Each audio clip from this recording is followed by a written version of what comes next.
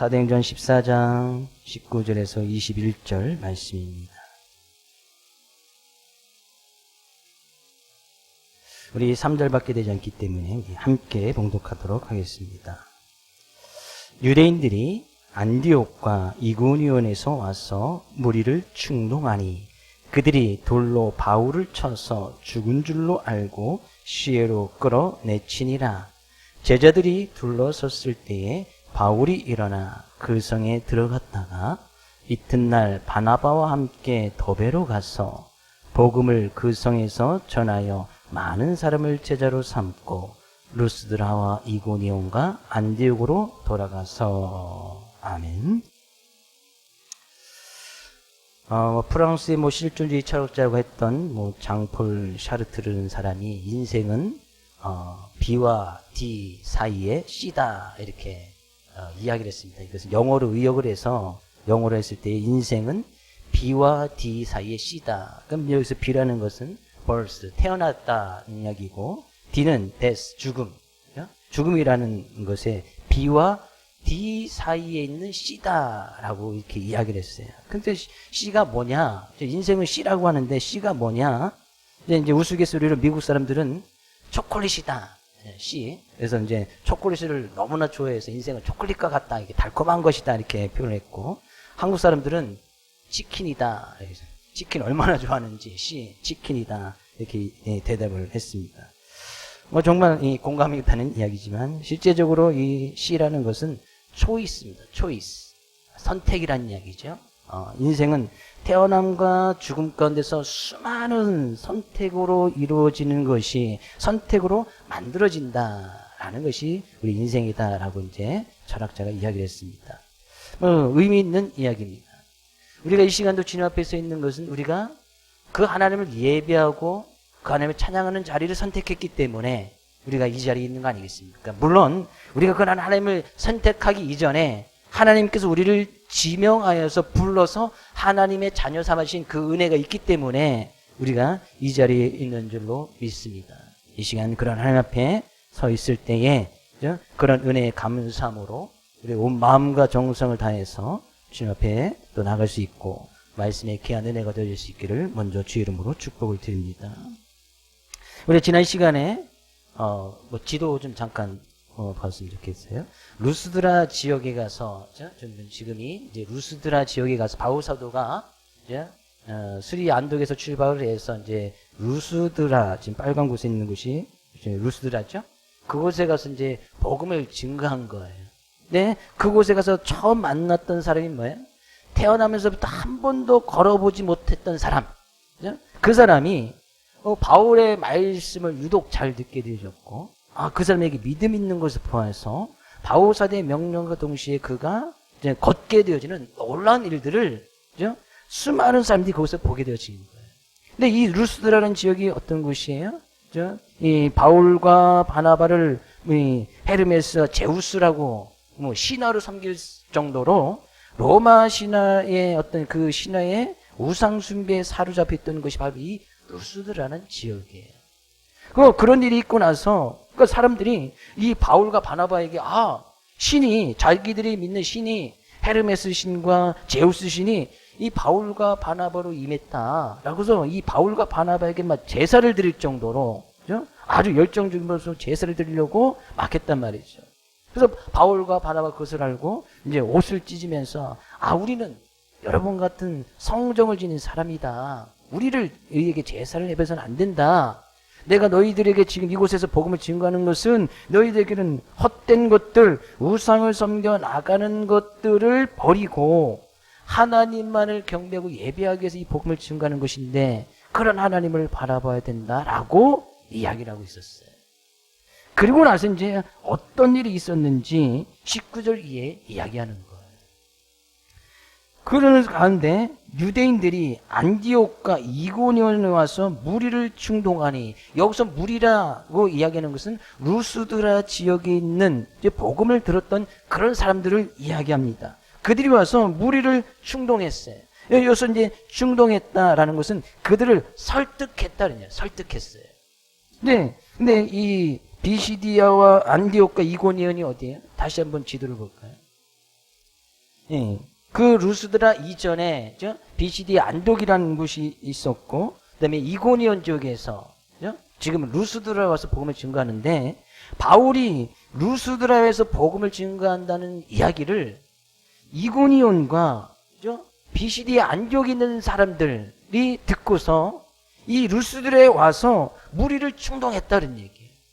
근데 이고니온과 BCD 안디옥과 이고니온은 거리가 한 180km 정도 떨어지는 곳이고, 이고니온과 루스드라는 한 45km 정도, 이제 50여 km 정도 떨어진 그런 곳이에요.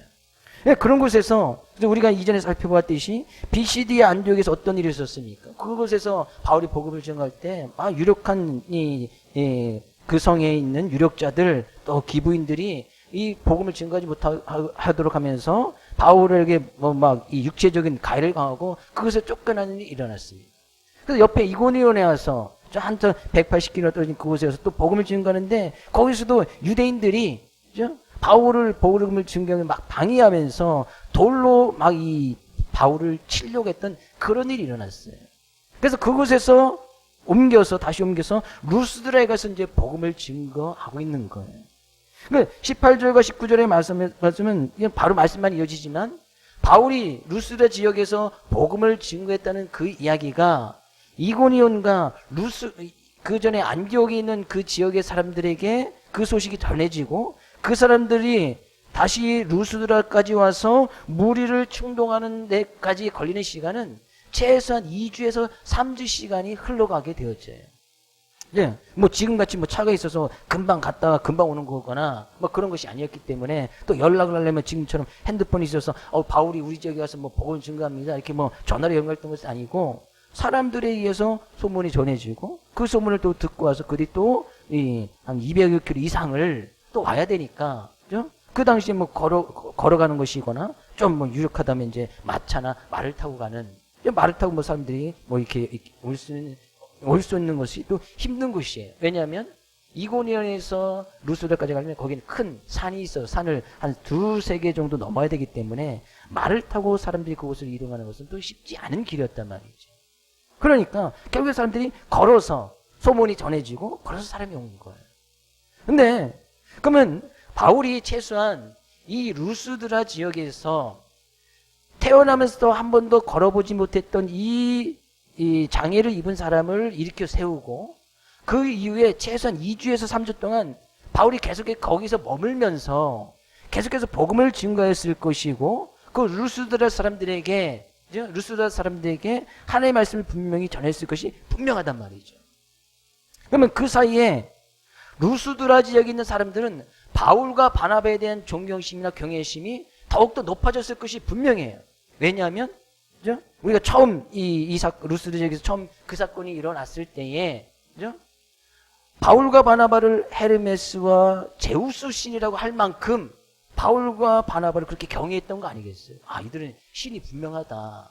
근데 그곳에서 2주, 3주 더 있으면서 계속해서 말씀을 증거하고 복음을 증거하면서 사람들이 이 바나바와 바울을 어떻게 생각했겠어요? 정말 이들은 신과 같은 존재. 그런 경외함이나 더욱더 존경하는 그런 마음이 훨씬 더 컸을 거예요. 근데요, 놀라운 것은 19절 우리 말씀 다시 한번 읽어볼까요? 유대인들이 안디옥과 이고니온에서 와서 무리를 충동하니 그들이 돌로 바울을 쳐서 죽은 줄로 알고 시외로 끌어내치니라. 그렇게 이 3주 동안 사람들이 신처럼 여겼던 그 바울과 바나바를 안디옥과 이고니온에서 온 사람들이 루스드라 지역에 있는 사람들을 막 충동한 거예요. 충동해서 막 설득했단 말이죠. 설득을 하니까 그들이 했던 것이 뭐예요? 돌로 바울을 쳤다. 바로 전까지만 해도 신처럼 여기고 그들에게 막 제사까지 드리려고 했던 루스드라 지역의 사람들 아니겠어요? 근데 도대체 이 사람들이 뭐라고 와서 설득했기에 바로 그 이야기를 듣고 바울을 돌로 쳤느냐 그런 얘기죠. 심지어 바울이 돌에 맞아 죽은 줄까지 알았다. 심지어 죽었다. 돌에 맞아 바울이 죽을 때까지 사람들이 돌팔매질을 했단 말이에요. 도대체 이 사람들의 설득력이 얼마나 대단하면 그죠? 루스드라 사람들을 충동해서 바울을 돌로 칠 정도로 그들이 이렇게 돌변했느냐 그런 이야기예요. 그 이유를 지금 사도행전 14장에서는 이야기하고 있지 않지만 그 이후에 바울의 어떤 전도 여행을 다니면서 그 이후의 행적을 보면 충분히 우리가 미루어 짐작할 수 있습니다. 그 이후에 2차 전도 여행 때 바울이 그죠?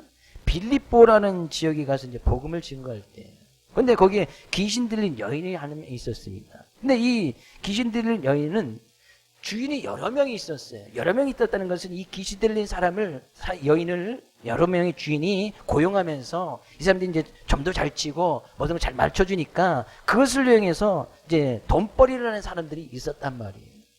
근데 바울이 이제 그곳에 가서 그 여인이 너무나 불쌍하고 막 귀신에 끌려다니고 막 이제 여러 명의 주인들이 어떤 이익만을 챙기려고 하는 그런 모습을 보면서 근데 그것에 복음을 증거하는데 이 여인에게 복음의 메시지가 들어갑니다. 그래서 그곳에서 바울이 빌립보에 있는 이 여인의 이 여인 귀신 들린 이 여인의 귀신을 쫓아내줘요. 그러니까 어떤 일이 일어나요?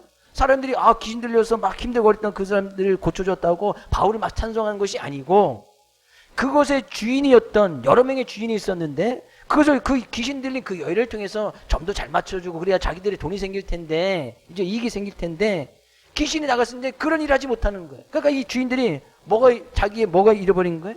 자기의 이익이 없어진 거예요. 돈벌이가 없어졌단 말이에요.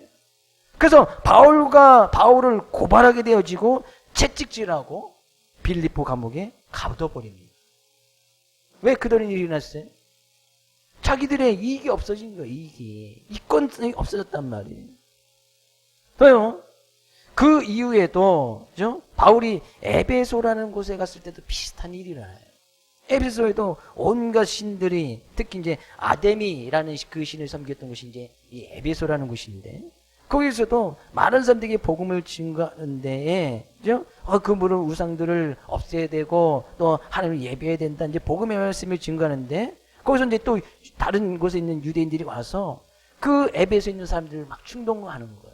야, 잘 생각해봐라. 너희들이 이 아데미 신상을 섬기면서 그동안 많은 것도 누리고 했는데 바울이 와서 지금 뭐라고 이야기하느냐. 그 우상을 없애버리고 하나님을 섬기라고 하는데 그 하나님 눈에 보이지도 않는데 그러면서 그 아데미 신상을 통해서 그 신상을 만들고 그것을 생업을 하는 사람들이 너무나 많이 있었어요.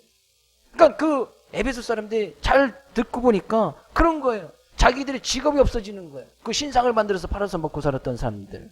또 그 신상을 섬겨 나갔던 사람들. 그런 사람들이 이 유대인들의 어떤 충동을 이야기를 듣고 설득을 듣고 막 바울을 그것을 쫓아내야 된다고 그 사람들이 다 몰려들어서 그죠? 이 바울을 쫓아내자고 막 이제 데모를 하는 그런 모습이 있었어요. 자, 루스드라 지역은 지금 어떤 곳이에요? 로마 신화에 로마 신들이 그런 신하들 사람들이 믿고 있었고 사람들이 바울과 바나바를 헤르메스나 제우스 신이라고 할 만큼 그렇게 철저하게 신앙 가운데 그 신들을 숭배하던 사람들입니다. 그러니까 사람들이 그렇게 했다는 것은 그들의 분명히 또한 신전이 있었고 이제 신전에서 이제 바울과 바나바를 신처럼 모시려고 했었으니까 그런 신전이 있었다는 것은 그 신전에서 일을 하는 사람들이 있었고 그 신을 섬겨 나갔던 많은 그 당시에 제사장이라든지 이런 사람들이 분명히 있었을 것이에요. 그리고 그 신상을 만들어서 왜 그들은 이제 신을 눈에 보여야 된다고 생각하니까 그런 신상을 만들어서 제우스 신을 만들고 헤르메스 신을 만들고 그 외에 12신이 있었으니까 그런 신을 만들면서 신상을 만들어서 직업벌이를 하는 사람들도 분명히 있었을 거란 말이에요. 그런 것들이 그 루스드라 지역의 일반적인 삶의 모습이었어요. 근데 그거에 관계된 사람들이 얼마나 많았겠습니까? 바울과 바나바를 이렇게 신처럼 여길 정도라면 그들이 그런 신들에게 제사를 드리고 그것을 통해서 직업을 삼고 그래서 밥벌이하고 그것서 이익을 취하는 사람들, 재물을 사고 파는 사람들, 기념품을 만들고 사는 사람들, 그 신당을 만드는 사람들, 그것을 통해서 경제 활동하는 사람들이 상상할 수 없을 정도로 많이 있었을 것이란 말이에요. 유대인들이 와서 뭐라고 충동합니까? 바울이 뭐라고 하더냐? 우상을 버리고 하나님을 섬기라고 하는데 그 눈에 보이더냐? 그러면 너희들은 지금 그 신앙을 버린다고 하면 너희들이 직업을 잃게 되는 것이고 이익이 없어지게 되는 것이고 너희의 생업의 문제가 달려있다 그런 얘기. 사람들이 와서 막 중동하는 거예요. 그들의 어떤 직업의 문제, 이권의 문제, 이익의 문제를 건드리는 거예요.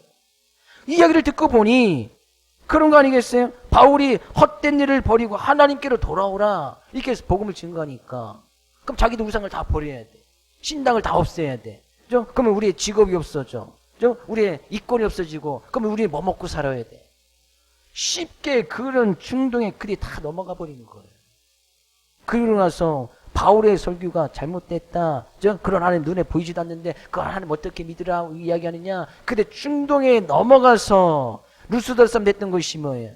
현실의 이권이, 현실의 이익의 문제, 지금 현실의 어떤 직업의 문제, 현실의 지금 먹고 사는 문제에 딱 걸려버리니까 그들이 택했던 것이 뭐예요? 바울을 돌로 쳐 죽이는 편을 선택하고 만 거예요. 바울을 돌로 쳐서, 그죠?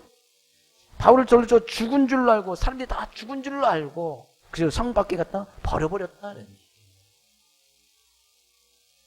우리의 믿음의 삶의 모습은 어떻습니까?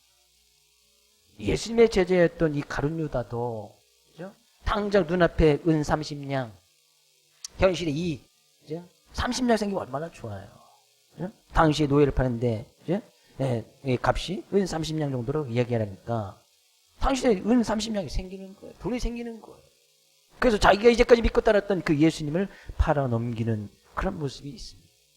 그러니까 작은 은 30냥의 현실의 이익 앞에서 예수 그리스도마저 배신하고 결국에 그렇게 배신함으로써 스스로 파멸을 이르는 그런 어리석음을 범하고 말았던 사람이 가룟 유다 아니에요. 과연 우리의 믿음의 모습은 어떻냐 그런 얘기예요. 당장의 현실, 예수님을 믿으면 분명히 예수님 믿으면 우리의 삶 가운데서 현실적인 경제 문제로 따져보면 손해나는 일이 분명히 생깁니다.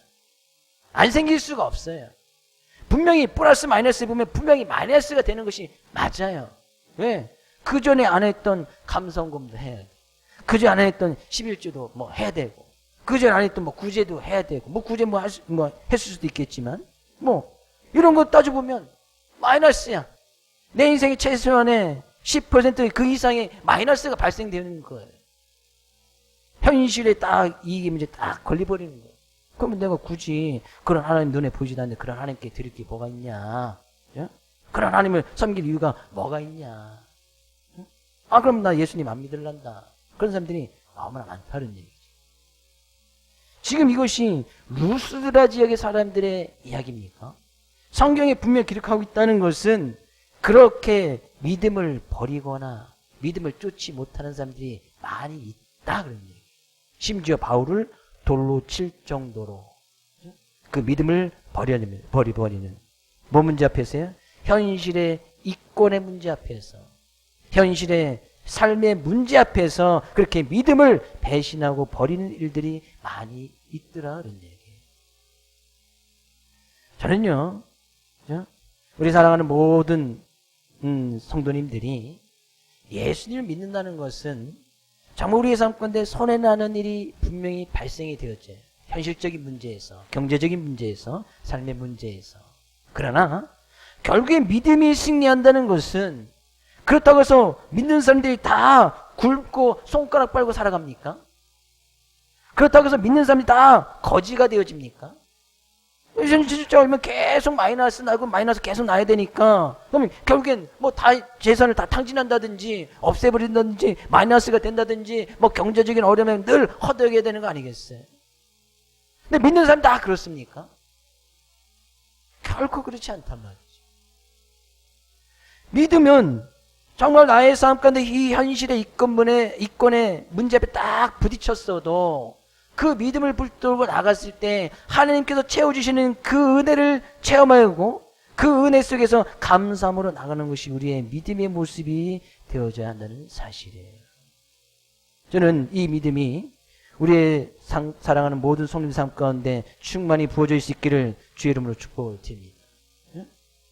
그러면서요, 우리가 또 한번 생각해 봐야 될 것이 바울을 막 돌로 쳐요. 그래, 현실의 문제. 근데 루스드라 사람들이잖아요. 그러니까 루스드라 사람들은 이제 복음을 받아들인 지 최소 3주, 뭐 최소한 한 달이 되지 아니하는 그런 사람들이 어떤 신앙의 초보자다 그런 얘기죠. 그러니까 그들이 이 바울을 돌로 쳤을 때에 거기를 뭐 지켜봤다든지 바울이 죽는 모습을 지켜봤어요. 왜냐하면 22절 가서 보니까요. 20절. 제자들이 둘러섰을 때에 바울이 일어나 그 성에 들어갔다가 바울을 돌로 쳐서 많은 사람들이 바울을 충동주의에 넘어가서 바울을 돌로 쳐서 바울이 죽은 줄 알고 성 밖으로 던져버렸는데 20절에는 제자들이 둘러서 있었다. 거기에 분명히 제자들이 있었어요. 여기서 이제 제자들은 뭐 바울이 뭐 전도여행을 다닌 사람이지 바울과 바나바밖에 없잖아요. 여기서 제자들은 루스드라 지역 안에서 이제 복음을 받아들이고 예수님을 믿기로 고백했던 사람들을 이야기합니다. 그들의 이제 신앙은 이제 최소한 3주, 4주 계속 예수님에서 말씀을 증가하면서 예수님만 진정 구주시구나라고 믿었던 사람들을 지금 제자들이라고 이야기를 했어요. 근데요, 그렇게 바울을 막 돌로 치려고 해서 죽은 줄 알고 사람들이 도팔질할 때 이 제자들은 그 속에서 아무런 얘기를 하지 못합니다. 바울이 복음을 증거해서 막 신처럼 떠받들고 했던 그런 가운데서 예수님 믿겠다고 고백했던 사람들은 아니에요. 근데 이 유대인들, 안디옥에서 이고니온에서 왔던 유대인들이 루스드라 지역 무리를 막 충동하여서 도팔매질할 때 거기는 분명히 돌을 쳐서 이 돌을 던지는 사람들이 있었고 그것을 목격하는 사람들도 있었고 그죠? 거기는 이렇게 예수님 믿겠다고 제자들이 됐던 사람들도 분명히 있었단 말이에요. 네, 바울이 그렇게 돌에 맞아서 거의 거반 죽게 되었다. 성경은 죽게 되었다라고 이야기했을 때에 죽은 줄 알았다는 것은 실제로 죽은 모습을 또 이야기를 합니다. 죽은 줄 알고 제자들이 모여서 상의한 거예요. 바울이 죽었으니 이 바울의 시신 어떻게 할까? 제자들이 이제 이 돌에 맞아 죽은 바울의 시신 옆에 이렇게 둘러서 있었다는 얘기예요. 돌에 맞을 때 그들은 무엇을 했습니까? 아무 말도 못하고. 그러니까 신앙이 들어간 지 얼마 안 됐으니까 이해가 돼요. 네, 더 놀라운 일이요. 바나바의 침묵입니다.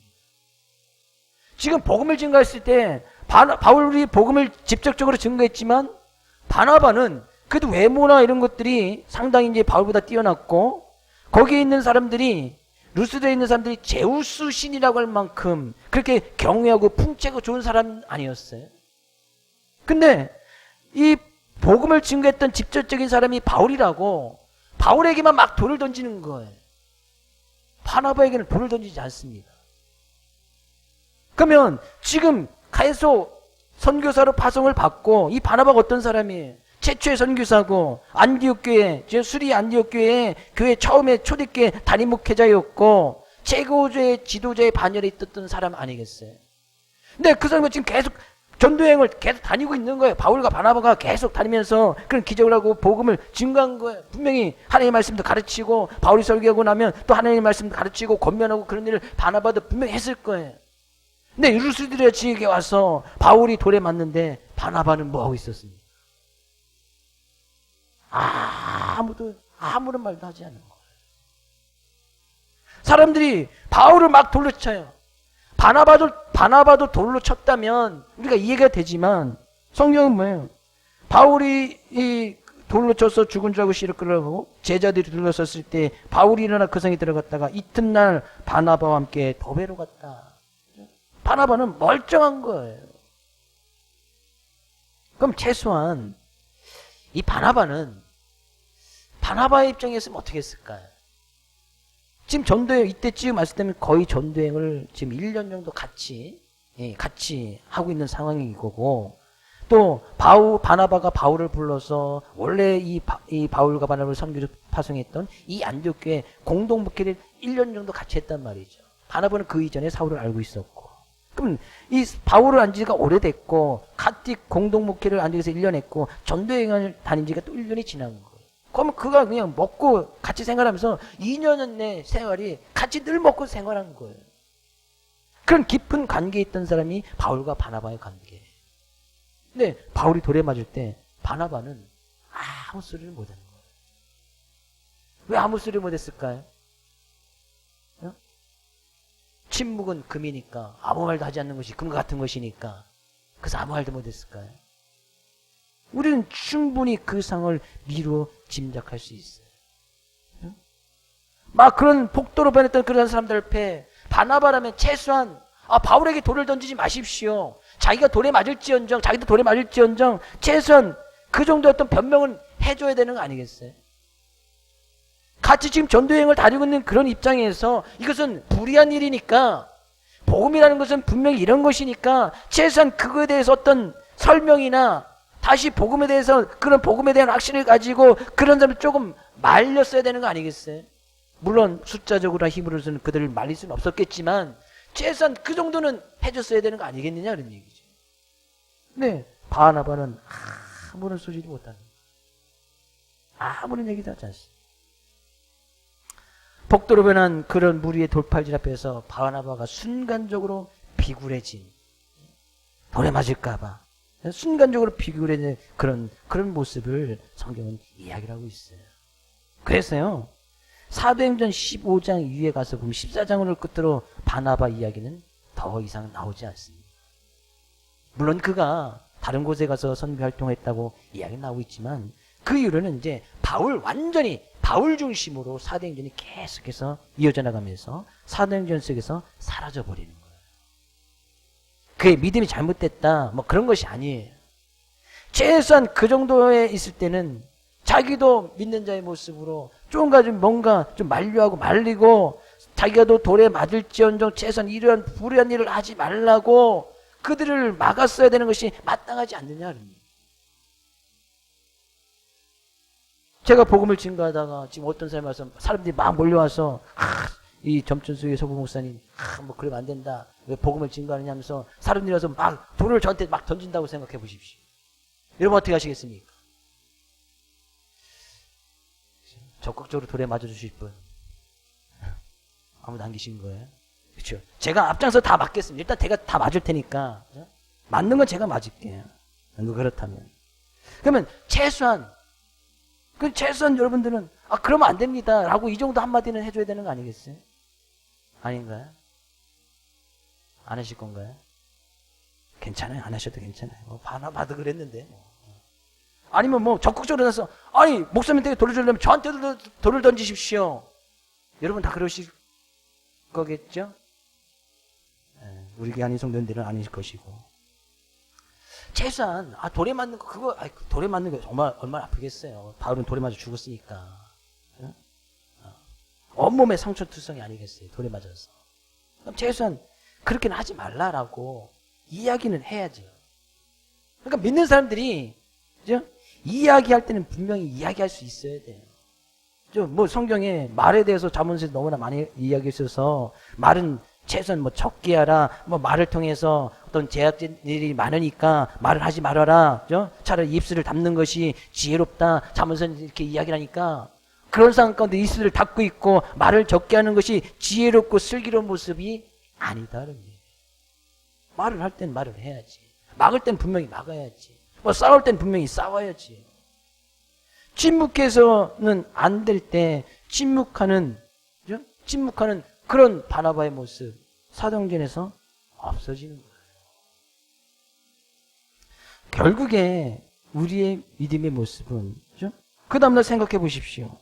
바울이 여기서 일어났다는 것은 예수님께서 나는 부활이요 생명이 할 때 부활이라는 단어를 썼던 그 단어와 동일합니다. 그러니까 바울이 일어났다는 것은 부활했다는 그런 의미예요. 그러니까 그 전에 바울이 돌에 맞아서 이미 육체적으로 생명이 끝났다 그러니, 죽었다 그러니, 실제적으로 죽었다. 근데 하나님께서 그를 다시 일으켜 세워주시는 거예요. 다시 살려주시는 거예요. 왜? 바울의 사역은 여기서 끝날 것이 아니니까. 순간 바울이 육체적인 죽음을 당했는데 하나님께서 그를 다시 일으켜 세워주신 거예요. 하나님께서 그를 살려주신 거예요. 그리고 나서 바울이 했던 것이 뭐예요? 다시 그 성에 들어갔고 이튿날 바나바와 함께 루스드라 옆에 있는 더베라는 곳에 가서 복음을 증거합니다. 바나바의 입장에서 그죠? 이 바울이 살아났어. 차라리 죽었으면 바나바가 입장이 좀 그래도 난처하지 않을 텐데. 바울이 살아났어. 그리고 그 다음날 같이 이 루스드라 성에서 같이 또 더베라는 지역으로 이동하면서 갑니다.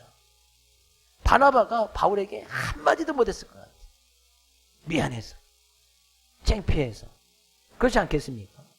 누구는 지금 복음 지금 돌에 맞아서 죽었다 살아나는데 지금 바울의 그 외모적인 모습을 생각해 보십시오. 머리부터 발끝까지 온몸에 상처투성이 피투성이 아니겠어요.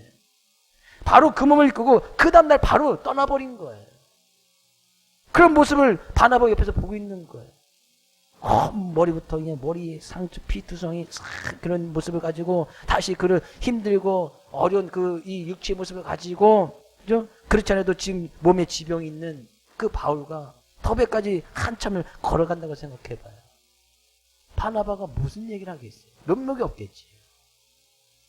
근데 바울은 그에 대해서 불평불만도 하지 않네요. 불평불만하지 않습니다. 우리가 분명히 여기서 또 깨달아야 될 것이 행여나 우리가 복음을 받아들이고 믿음의 모습으로 진리의 모습을 살아가는데 그것 때문에 때로는 부당하게 모함을 받고 돌팔매 실제적인 도를 맞지 아니하더라도 그렇게 욕을 먹을 때가 분명히 있어요. 분명히 있을 거예요. 그 다음에 응당 우리 편, 내 편이 되어져서 이 사람은 믿음의 사람입니다. 그렇게 하시면 안 됩니다. 라고 분명히 옆에 있는 성도들이나 이웃이 좀 막아줘야 될 것이라고 생각하는데 응당 내 편이 되어줄 것이라고 생각했던 그 사람이 그럴 가운데 입을 다물고 침묵한다고 해서 그렇다고 해서 서운해하거나 원망하거나 불평불만해서는 또 안 된다. 그럴 수도 있으니까. 그러니까 누가 저에게 와서 막 지금 돌을 던져도 여러분이 침묵해도 저는 서운해하거나 원망하지는 않겠습니다. 불평불만하지 않을게. 그 나중에 나서 글쎄요. 저도 육체적인 감정이 있기 때문에 글쎄요. 모르겠네. 저는 바울처럼 그러지는 못할 것 같아요. 지금의 상황이라. 그러나 우리는 그것 때문에 바울보다 그럴 수 있는 이유는 뭐예요? 바울이 죽었는데 다시 살리신 그 하나님의 놀라운 은혜를 바울이 알고 있었기 때문이에요. 그러니까 바나바가 그랬다고 해서 서운하거나 원망하지 않습니다. 왜? 바울은 오로지 그 크신 하나님께서 함께 해주셔서 그의 생명까지도 주관하고 다스리시는 분이 하나님인 것을 바울은 분명히 믿고 있었기 때문이에요. 그러니까 바나바를 바라보지 않는 거예요. 그들을 의지하지 않는 거예요.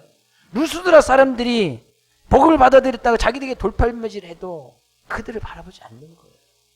그들 가운데서 복음의 말씀을 증거하고 말씀 가운데서 역사하실 그 하나님을 바라보니 자기들에게 돌을 던진다 한들 자기의 돌에 맞아 죽었다 한들 그것 때문에 그들을 원망하거나 그들에게 불평불만하지 않더라 그런 얘기예요. 수많은 제자들에게 그 다음날 가서 제자들을 책망하지도 않습니다. 너희들이 나에게 돌을 맞을 때 예수 믿고 고백했던 너희들이 그때 너희들 뭐하고 있었느냐? 바울이 책망하지도 않아요. 오히려 그 성에 다시 들어가. 우리가 다음 시간에 살펴볼 때는 그 성에 다시 들어가.